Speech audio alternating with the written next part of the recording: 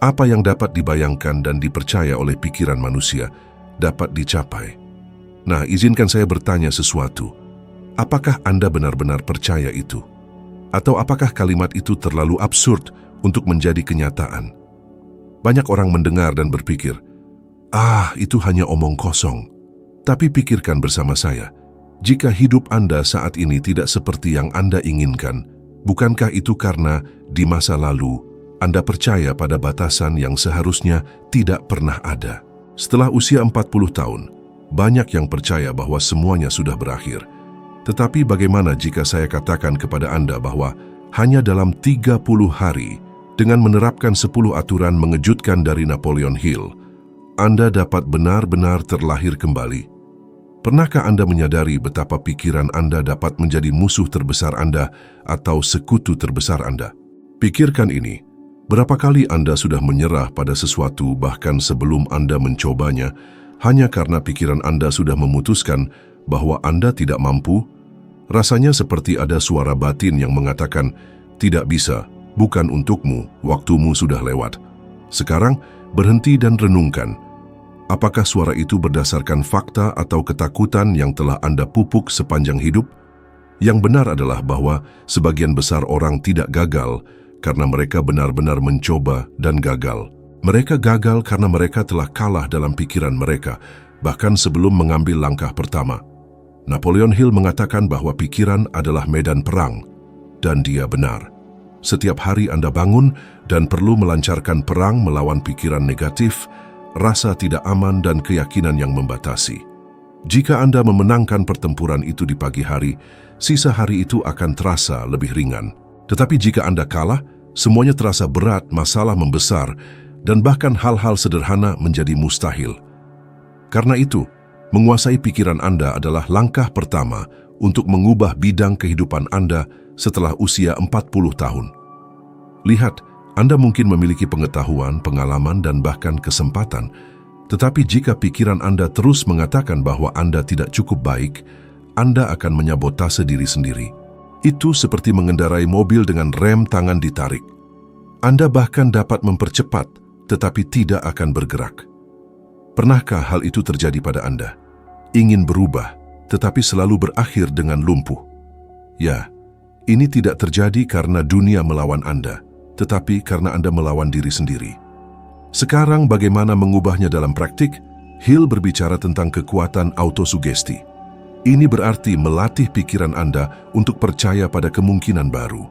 Dan di sini saya tidak berbicara tentang kalimat-kalimat motivasi yang dilemparkan ke udara, tetapi tentang secara sadar mengganti setiap pikiran destruktif dengan pikiran konstruktif. Misalnya, ketika pikiran mengatakan, "Saya tidak punya waktu," Anda menjawab, "Bagaimana saya dapat memprioritaskan ini hari ini?" Ketika muncul, "Saya tidak cukup baik," Anda membalas, "Apa yang dapat saya pelajari atau tingkatkan untuk menjadi lebih baik besok?" Dan ketika muncul, "Saya akan mulai besok," Anda menyerang balik dengan, "Saya akan mulai sekarang meskipun itu kecil." Latihan ini dilakukan setiap hari, seperti latihan beban untuk pikiran. Dan itu berhasil karena, secara ilmiah, otak memiliki sesuatu yang disebut neuroplastisitas, yaitu kemampuan untuk menciptakan koneksi dan pola baru. Penelitian menunjukkan bahwa orang-orang yang mempraktikkan pemikiran positif, yang dikaitkan dengan tindakan konsisten, mengurangi gejala stres dan kecemasan, dan meningkatkan rasa kesejahteraan. Ini bukan sihir, ini adalah biologi yang mendukung mereka yang memutuskan untuk berubah. Ingin contoh nyata dan ampuh? Kasus Edwin C. Barnes. Dia adalah seorang pria tanpa uang, tanpa koneksi, dan tanpa pendidikan, tetapi dia memutuskan untuk bekerja dengan Thomas Edison. Dia tidak bertanya-tanya apakah ini berhasil, dia hanya memutuskan bahwa itu akan berhasil. Dia naik kereta ke Edison, memperkenalkan dirinya sebagai mitra bisnis, dan tentu saja ditolak pada awalnya. Orang biasa manapun akan menyerah, kan? Tetapi Barnes tidak menyerah. Dia menerima untuk bekerja dalam posisi sederhana, menunggu dengan sabar, dan ketika kesempatan muncul, dia menerimanya. Hasilnya, dia menjadi mitra Edison dan seorang pria kaya. Dan semua ini dimulai karena Dalam pikirannya, kesuksesan sudah tak terelakkan. Sekarang pikirkan bersama saya, berapa banyak peluang yang telah Anda lewatkan karena lebih percaya pada ketakutan Anda daripada potensi Anda? Berapa kali pikiran Anda membuat Anda melihat hambatan besar di mana hanya ada anak tangga? Dan bagaimana jika, mulai sekarang, setiap kali rasa takut berbicara, Anda merespons dengan tindakan? Bayangkan dampaknya hanya dalam 30 hari. Saya ingin Anda melakukan tantangan kecil. Selama 7 hari ke depan, perhatikan semua yang Anda pikirkan tentang diri Anda sendiri. Setiap kali muncul kalimat negatif, tulis di atas kertas. Kemudian, di sebelahnya, ganti dengan kalimat yang membangun. Pada awalnya akan terasa aneh, tetapi Anda akan segera menyadari bahwa Anda sedang melatih otak Anda untuk merespons secara berbeda. Ini seperti memprogram ulang perangkat lunak internal yang telah menghambat hidup Anda selama bertahun-tahun. Ingat, kehidupan Anda saat ini adalah cerminan langsung dari pikiran Anda di masa lalu. Jika Anda menginginkan masa depan yang berbeda, Anda perlu mulai mengubah pikiran Anda hari ini. Napoleon Hill berkata, "Apa yang dapat dibayangkan dan dipercaya oleh pikiran dapat dicapai." Pertanyaannya adalah, akankah Anda terus memelihara pikiran yang percaya pada batasan, atau akankah Anda mulai menumbuhkan pikiran yang percaya pada kemungkinan? Karena pada akhirnya, dunia tidak menentukan takdir Anda. Anda yang menentukan dan semuanya dimulai di dalam kepala Anda. Berapa kali Anda telah berjanji pada diri sendiri bahwa Anda akan memulai sesuatu yang penting pada hari Senin? Mungkin itu diet, olahraga, belajar, atau bahkan proyek profesional baru. Dan berapa banyak dari janji-janji itu yang benar-benar bertahan lebih dari beberapa hari? Masalahnya bukan pada Anda, tetapi pada terlalu percaya pada motivasi. Motivasi seperti korek api, menyala terang, bersinar, tetapi dalam beberapa detik padam. Apa yang mendukung seseorang dalam jangka panjang bukanlah motivasi, melainkan disiplin. Napoleon Hill selalu menekankan bahwa disiplin adalah jembatan antara niat dan realisasi. Pikirkan ini, kita semua memiliki niat baik, kita semua ingin meningkatkan kehidupan, tetapi berapa banyak yang benar-benar menyeberangi jembatan ini? Sebagian besar berhenti di tengah jalan karena mereka menunggu untuk merasa ingin, tetapi keinginan tidak stabil. Siapapun yang bergantung padanya pasti akan menyerah. Sekarang renungkan bersama saya, berapa banyak peluang yang telah Anda lewatkan karena terlalu lelah untuk bertindak? Berapa banyak mimpi yang telah Anda tunda karena menunggu suasana hati yang tepat? Dan bagaimana jika Anda hanya memutuskan untuk bertindak terlepas dari perasaan Anda? Perbedaan antara mereka yang bermimpi dan mereka yang mewujudkan ada pada detail ini. Para pencapaian tidak bertanya apakah saya ingin, mereka menegaskan, inilah yang saya lakukan setiap hari tanpa tawar-menawar. Pikirkan sesuatu yang sederhana seperti bangun pagi. Bagi sebagian orang, bangun dari tempat tidur mungkin tampak seperti siksaan. Tetapi ketika Anda menjadikannya bagian dari identitas Anda, itu bukan lagi pilihan. Sama seperti menyikat gigi. Anda tidak berdebat dengan diri sendiri apakah Anda akan melakukannya atau tidak. Anda cukup melakukannya. Disiplin bekerja persis seperti itu. Pilihan kecil setiap hari diulang sampai menjadi otomatis. Dan ada rahasia untuk membangun disiplin tanpa penderitaan. Mulailah dari yang kecil. Lakukan sesuatu yang sederhana tetapi konsisten. Rapikan tempat tidur Anda setiap hari. Bacalah hanya 10 halaman buku. Berjalanlah 15 menit. Terlihat sedikit, tetapi justru sedikit inilah yang menciptakan kebiasaan. Sama seperti otot tumbuh dengan resistensi, disiplin tumbuh dengan tindakan kecil yang konsisten. Seiring waktu, Anda meningkatkan beban, menaikkan level, dan menyadari bahwa Anda sudah melakukan hal-hal yang sebelumnya tampak mustahil. Ilmu pengetahuan mengkonfirmasi hal ini. Penelitian dalam psikologi perilaku menunjukkan bahwa disiplin bekerja seperti otot. Semakin Anda berlatih, semakin kuat. Orang-orang yang mengembangkan rutinitas yang kuat menunjukkan daya tahan yang lebih besar terhadap stres, kejernihan mental yang lebih baik, dan bahkan peluang yang lebih besar untuk mencapai tujuan keuangan jangka panjang. Dengan kata lain, ini bukan hanya tentang kekuatan kemauan, tetapi tentang menciptakan struktur mental yang membuat tindakan menjadi tak terelakkan. Dan jika Anda berpikir bahwa disiplin itu sesuatu yang dingin, hampir seperti robot, saya akan memberi Anda contoh yang membuktikan sebaliknya. Thomas Edison, penemu dari begitu banyak hal yang telah mengubah dunia, mengatakan bahwa kesuksesannya berasal dari 1% inspirasi dan 99% keringat. Dia tidak bergantung pada inspirasi setiap hari, dia bergantung pada disiplin setiap hari. Sementara banyak yang menyerah pada kegagalan pertama, Edison mengujinya ribuan kali sampai dia berhasil menciptakan bola lampu.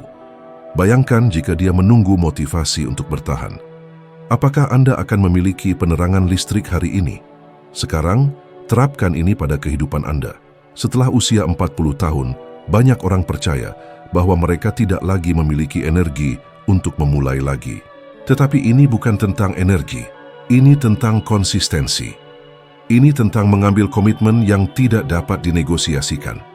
Jika Anda memutuskan untuk mendedikasikan 30 menit sehari untuk mempelajari sesuatu yang baru, tidak masalah jika Anda lelah. Tidak masalah jika hari itu buruk. Anda cukup melakukannya. Karena ini bukan lagi pilihan. Ini adalah bagian dari siapa Anda. Saya ingin mengusulkan tantangan sederhana, tetapi ampuh. Selama 30 hari ke depan, pilihlah satu tindakan disiplin harian yang kecil, tetapi tidak dapat dinegosiasikan. Mungkin menulis selama 10 menit, berjalan setiap hari, atau mematikan ponsel 1 jam sebelum tidur. Yang penting bukan ukuran tindakannya, tetapi konsistensinya. Jika Anda dapat mempertahankan ini selama 30 hari, Anda akan menyadari bahwa sesuatu di dalam diri Anda berubah. Anda akan mulai lebih percaya diri, karena Anda akan membuktikan setiap hari bahwa Anda memenuhi janji Anda.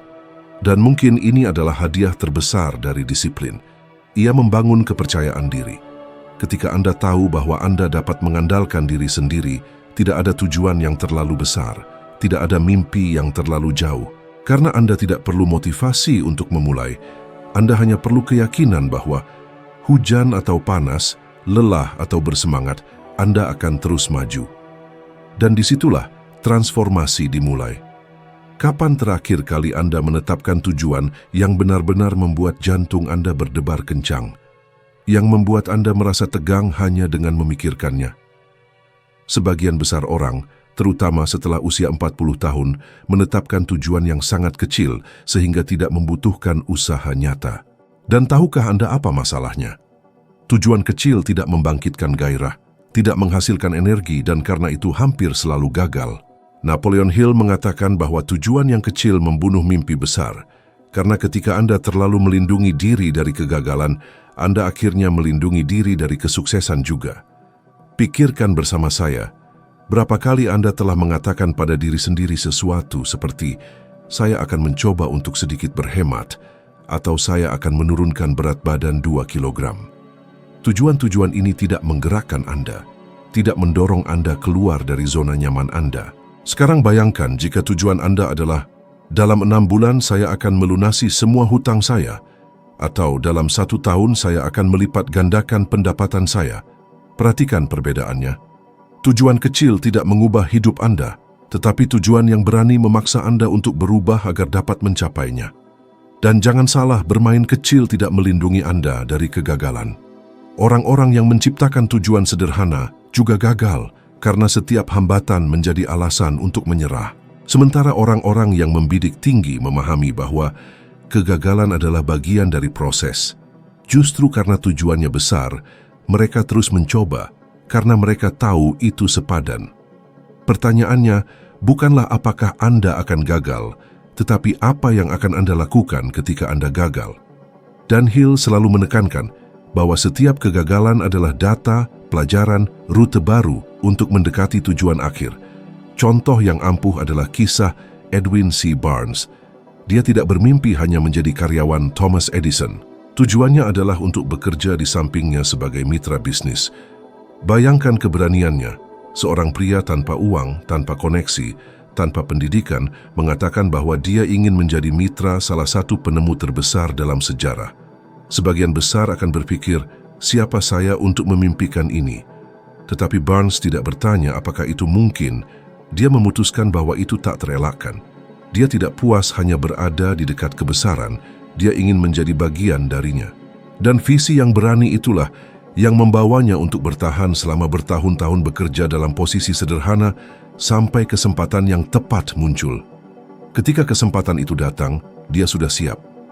Sekarang saya bertanya kepada Anda, berapa kali Anda telah mengurangi ukuran mimpi Anda agar sesuai dengan realitas Anda saat ini? Dan bagaimana jika, sebagai gantinya, Anda meningkatkan ukuran tujuan Anda sehingga realitas Anda dipaksa untuk berubah? Tentu saja ini tidak nyaman, namun justru dalam ketidaknyamananlah pertumbuhan terjadi. Sains membuktikannya.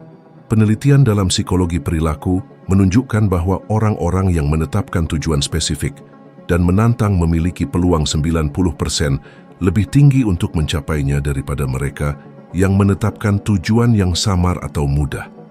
Ini karena tujuan yang besar dan jelas menciptakan fokus, ketekunan, dan rasa tujuan. Tidak heran jika perusahaan, atlet, dan seniman yang mencapai tingkat luar biasa selalu bekerja dengan tujuan yang tampak mustahil pada pandangan pertama. Dan inilah poin pentingnya. Bermimpi saja tidak cukup, Anda perlu mengubah mimpi menjadi rencana. Tuliskan tujuan Anda di atas kertas, bagi menjadi beberapa tahap, dan tetapkan tenggat waktu.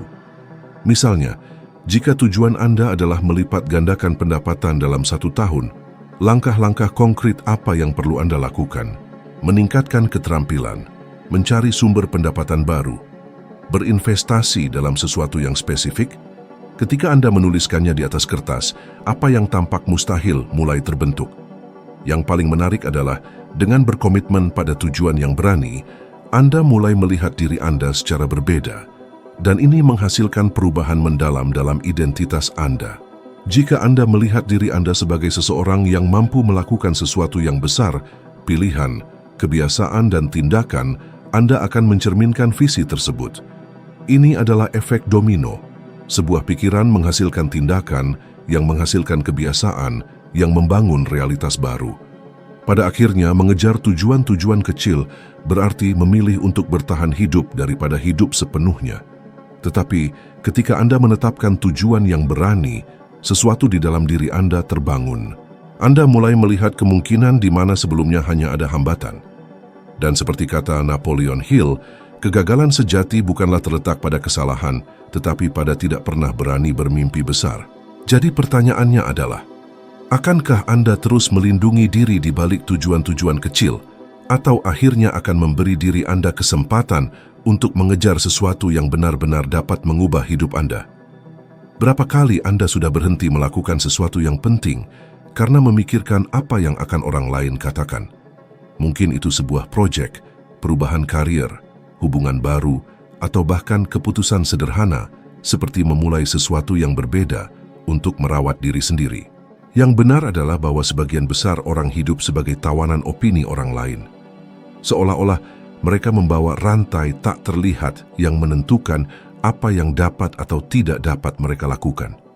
Dan kontradiksi besarnya adalah, bahkan ketika Anda mencoba menyenangkan semua orang, akan selalu ada seseorang yang akan mengkritik. Napoleon Hill mengatakan bahwa terus-menerus mencari persetujuan seperti memberikan kunci hidup Anda kepada orang lain. Pikirkan ini. Akankah mereka yang memberikan pendapat tentang pilihan Anda berada di sisi Anda ketika Anda menghadapi kesulitan? Akankah mereka bertanggung jawab jika sesuatu tidak berhasil? Tentu saja tidak. Jadi, mengapa memberi begitu banyak bobot pada pendapat mereka? Setelah usia 40 tahun, wajar untuk merasa bahwa sudah terlambat untuk mengambil risiko dan bahwa perubahan sekarang dapat menjadi alasan untuk dihakimi. Banyak yang berpikir, apa yang akan keluarga saya pikirkan jika saya memulai sesuatu dari nol? Atau apa yang akan teman-teman saya pikirkan jika saya gagal? Tetapi pertanyaan yang tepat adalah, dan Anda, apa yang akan Anda rasakan jika tidak mencoba? Karena pada akhirnya, rasa sakit penyesalan selalu lebih besar daripada rasa sakit penghakiman. Sains menunjukkan bahwa rasa takut ini lebih umum daripada yang Anda bayangkan. Sebuah studi dari Psychological Science mengungkapkan bahwa sebagian besar orang terlalu memperkirakan seberapa banyak orang lain memperhatikan mereka. Ini disebut spotlight effect. Kita berpikir bahwa semua orang mengamati kita, padahal sebenarnya setiap orang begitu khawatir dengan kehidupan mereka sendiri, sehingga hampir tidak memperhatikan kesalahan kita. Ini berarti dalam praktiknya, Anda mungkin berhenti hidup karena ilusi. Dan disinilah masuknya aspek emosional dalam kehidupan Napoleon Hill. Ketika dia mulai mengerjakan buku-bukunya tentang kesuksesan, dia diragukan oleh banyak orang. Ada masa-masa ketika dia mengalami kesulitan keuangan yang serius, disebut sebagai pemimpi dan bahkan penipu. Dalam beberapa periode, dia bahkan hidup dalam kondisi yang hampir menyedihkan. Tetapi, bahkan di hadapan semua itu, dia tidak membiarkan kritik menentukan nilainya. Jika dia menyerah pada opini negatif, mungkin dia tidak akan pernah menulis Think and Grow Rich yang telah mengubah jutaan kehidupan. Ada kebebasan yang luar biasa ketika Anda berhenti membutuhkan validasi eksternal. Ketika Anda mulai lebih mendengarkan suara Anda sendiri daripada penilaian di sekitar Anda, energi baru lahir di dalam diri Anda. Anda berhenti hidup sebagai sandera harapan orang lain dan mulai hidup dipandu oleh nilai-nilai Anda sendiri. Dan inilah perubahan pola pikir. Pejamkan mata sejenak dan bayangkan diri Anda di masa depan, 20 atau 30 tahun dari sekarang. Anda sedang duduk mengingat hidup Anda. Apa yang akan lebih menyakitkan dikritik karena mencoba sesuatu yang berani atau menyadari bahwa Anda tidak hidup seperti yang Anda inginkan karena takut dihakimi? Gambaran ini mungkin tidak nyaman, tetapi justru ketidaknyamanan inilah yang perlu membangunkan Anda sekarang. Pada dasarnya, satu-satunya suara yang benar-benar penting adalah suara Anda sendiri. Karena mereka yang benar-benar mencintai Anda akan menghormati pilihan Anda, meskipun mereka tidak memahaminya. Dan mereka yang mengkritik Anda tanpa dasar, ya, mereka tidak pernah memiliki tempat nyata dalam perjalanan Anda. Jadi tanyakan pada diri Anda, apakah Anda lebih suka terus mencoba diterima oleh semua orang? Atau Anda siap untuk menjadi autentik dan menulis kisah Anda sendiri tanpa meminta izin? Pernahkah Anda menyadari bahwa momen-momen tersulit dalam hidup Anda juga merupakan momen yang paling mengubah Anda? Sebagian besar orang melihat penderitaan sebagai pertanda bahwa semuanya berjalan salah, seolah-olah itu merupakan konfirmasi bahwa mereka harus berhenti. Tetapi Napoleon Hill menyatakan sesuatu yang sangat berbeda. Setiap kesulitan membawa di dalamnya benih manfaat yang setara. Ini berarti bahwa penderitaan bukanlah musuh, tetapi guru yang menyamar. Pikirkan bersama saya, ketika Anda melihat ke belakang, berapa kali tantangan yang tampak tak tertahankan akhirnya menjadi hal yang membuat Anda tumbuh. Mungkin itu kehilangan pekerjaan yang membuka jalan bagi karier baru. Mungkin itu krisis keuangan yang memaksa Anda untuk belajar tentang uang. Atau bahkan kekecewaan cinta yang menunjukkan kepada Anda siapa yang benar-benar pantas berada di sisi Anda. Masalahnya adalah, pada saat kesakitan, kita hanya melihat kegelapan. Baru setelah itu, kita menyadari bahwa disitulah kita sedang dibentuk. Ada titik dalam kehidupan di mana setelah usia 40 tahun, banyak orang mulai percaya bahwa tidak ada gunanya lagi menghadapi perjuangan besar. Godaannya adalah hanya mencari kenyamanan, stabilitas, dan kepastian. Tetapi justru disitulah letak bahayanya. Kenyamanan yang berlebihan melumpuhkan, menghilangkan kekuatan Anda, dan membuat Anda melupakan potensi sebenarnya Anda. Sedangkan penderitaan, betapapun kerasnya, adalah bukti bahwa Anda masih tumbuh. Ini seperti proses emas yang harus melewati api untuk menjadi murni. Contoh nyata dan menyakitkan dari kehidupan Napoleon Hill menunjukkan hal ini dengan jelas. Dia kehilangan ibunya ketika masih kecil. Bayangkan dampaknya terhadap kehidupan seorang anak laki-laki. Dia bisa menyerah pada rasa sakit, membawa kehilangan itu sebagai beban yang tak tertahankan selamanya. Tetapi, seiring waktu, pengalaman itu membuatnya mengembangkan ketahanan yang langka, kekuatan internal yang kemudian akan menjadi dasar dari ajarannya. Dia menemukan sejak dini bahwa tidak ada evolusi tanpa melewati rasa sakit. Dan sains memperkuat hal ini. Studi tentang ketahanan menunjukkan bahwa orang-orang yang mengalami kesulitan tetapi memilih untuk menghadapinya, mengembangkan lebih banyak keterampilan emosional, pengendalian diri yang lebih besar, dan bahkan kejelasan tujuan yang lebih besar daripada mereka yang hidup di lingkungan yang terlalu terlindungi. Penderitaan, ketika dihadapi secara langsung, memperkuat. Ketika Anda memahami bahwa penderitaan adalah bagian dari perjalanan, itu berhenti menjadi beban dan menjadi bahan bakar. Setiap kali hidup mendorong Anda ke dinding, Anda memiliki dua pilihan: mundur atau menggunakan saat itu untuk menemukan diri Anda kembali. Dan perbedaannya terletak pada bagaimana Anda menafsirkan rasa sakit. Bukan apa yang terjadi pada Anda, tetapi apa yang Anda lakukan dengan apa yang terjadi. Saya ingin Anda bertanya pada diri sendiri sekarang, apa kesulitan terbesar yang pernah Anda atasi? Pikirkan bagaimana Anda keluar dari sana. Sadarilah bahwa pada dasarnya Anda sudah memiliki bukti bahwa Anda lebih kuat daripada yang Anda bayangkan. Dan jika di masa lalu Anda mampu bangkit, apa yang membuat Anda percaya bahwa sekarang akan berbeda? Mungkin ini saatnya untuk mengubah hubungan Anda dengan perjuangan. Alih-alih menghindarinya, rangkullah. Karena setiap pertempuran yang dimenangkan, sekecil apapun, membangun versi Anda yang lebih kuat. Dan pada akhirnya, ketika Anda melihat ke belakang, Anda akan menyadari bahwa bukan hari-hari yang mudah yang menjadikan Anda seperti sekarang, tetapi malam-malam gelap yang Anda lewati tanpa menyerah. Transformasi sejati dimulai dari dalam diri Anda. Tidak peduli usia Anda, situasi Anda saat ini, atau berapa kali Anda telah mencoba dan gagal, apa yang benar-benar akan menentukan masa depan Anda adalah bagaimana Anda memutuskan untuk berpikir, bertindak, dan bertahan mulai sekarang. Inilah inti dari ajaran Napoleon Hill dan dasar untuk terlahir kembali hanya dalam 30 hari. Dan karena Anda telah sampai sejauh ini, saya ingin mengundang Anda untuk mengambil langkah lebih jauh dalam perjalanan ini. Video berikutnya yang muncul di layar akan membawa Anda selangkah lebih maju dalam evolusi kebijaksanaan Anda, sehingga Anda menjadi setidaknya 1% lebih baik daripada sekarang. Terima kasih banyak telah menemani saya sampai di sini, dan saya tunggu Anda di video berikutnya.